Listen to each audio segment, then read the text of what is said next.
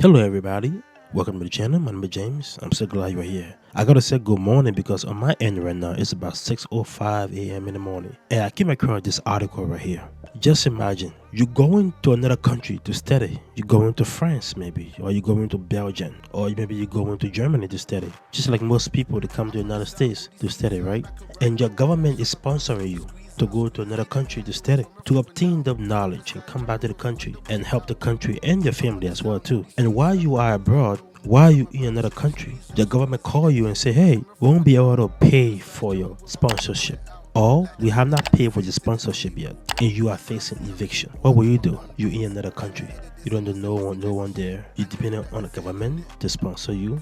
And all of a sudden, you heard the news that they have not paid for your tuition at the university yet. What are you going to do? There's only one thing to do. Either you try to pay all other means necessary and at least show that you in the country and you going to school, or you try to go back to where you came from and your education is interrupted. That is what almost 200 Ghanaian students are facing at the University of Memphis. The Ghanaian government sponsoring those almost 200 students to get education, to get that knowledge and bring it back to Ghana. But somehow the government of Ghana has been unable to pay the money. Take a look at this. It said Ghanaian student faces eviction from the U.S. university by 9 August over 3.6 unpaid scholarship debt. 3.6 million unpaid scholarship debt. So the university giving the government of Ghana a deadline. If you've been in America for a while, you know that if you've been paying bills, for a while, the institution that you normally pay your bills to will be, sending you a reminder, hey, if your bill is due on the 6th, it'll be like, hey, your bill is 5 days away. Your bill is 4 days away. They will give you a countdown to that final deadline date. Yeah, I'm guaranteeing you, they've been giving you a countdown to the Ghanaian government. This August 9, which is about 2 weeks away, was that the first notification or was that the first statement to the Ghanaian government? They've been studying on this, and the university have to put a hard deadline. If they don't receive this money by August 9, 2025, those almost 200 students that are on the scholarship program of the Ghanaian government, their education will be interrupted. Some of them might be able to be deported to Ghana, Some will be taken to Ghana because they won't be able to sustain themselves here at the university. And you got Trump in power right now, so you gotta have some kind of status to be in the country. So this is what they're facing right here. Let's take a look at this sort of comments, the article where it says. It says, the government of Ghana is facing mounting criticism following report that about 185 Ghanaian students enrolled at the University of Memphis in the United States risk eviction over 3.6 million unpaid scholarship debt. He also says, according to the report, the University of Memphis have issued a firm deadline by August 9, 2025 for an outstanding payment to be made. So they give a hard deadline that it have to be made. If it's not being made, a potential disruption of education of those 200 students will be, and then it will be very bad for them because they might be sent back home, and this is very, very embarrassing.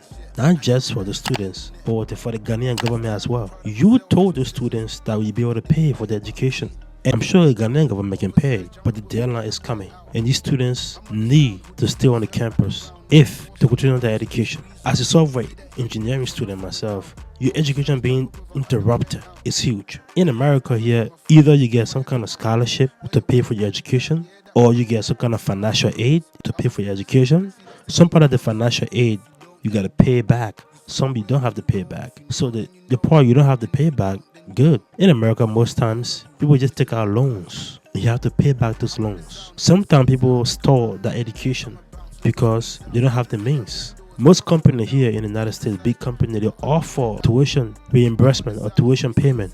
If you're lucky enough to be involved in one of those companies, you can just ride it out until you finish high school. This company is going to pay for your education. Education is very expensive in the United States, and scholarship helps, especially when you're having a foreign country helping its students into the university. But one question though, why has the government of Ghana still started? Why they have not paid yet?